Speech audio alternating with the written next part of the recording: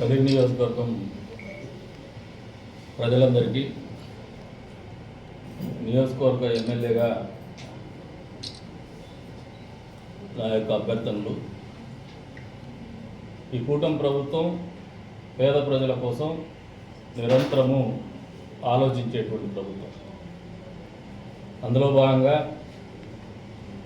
ప్రభుత్వం ఏర్పడిన 6 నెలల్లోపే ఇచ్చినటువంటి హామీల్లో పెన్షన్స్ కావచ్చు, ల్యాండ్ టైటిలింగ్ యాక్ట్ కావచ్చు, అదేవిధంగా కర్నూలులో హైకోర్టు బెంచ్ కావచ్చు, దీపం 2 పథకం కావచ్చు, పెద్ద ఎత్తున అమలు చేసేటువంటి పరిస్థితులు గమనించినారు.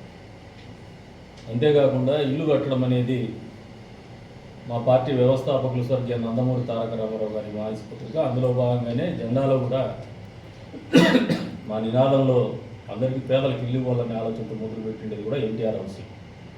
ఈరోజున ప్రభుత్వం ఏర్పడిన 6 నెలలకు మీ అందరికీ కూడా అప్పీల్ చేస్తాను, అభ్యర్థిస్తాను.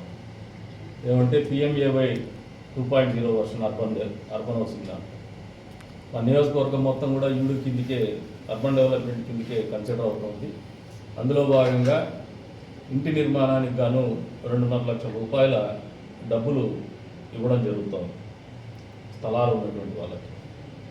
ఎవరైతే నిరుపేదలు ఉండి ఇళ్ల స్థలం ఉండి ఇల్లు కట్టుకోలేనటువంటి పరిస్థితుల్లో ఉన్నటువంటి పేదలందరూ కూడా రేషన్ కార్డు కలిగి ఉండి అర్హతకి కొన్ని ప్రామాణికాలు ఇచ్చున్నాము.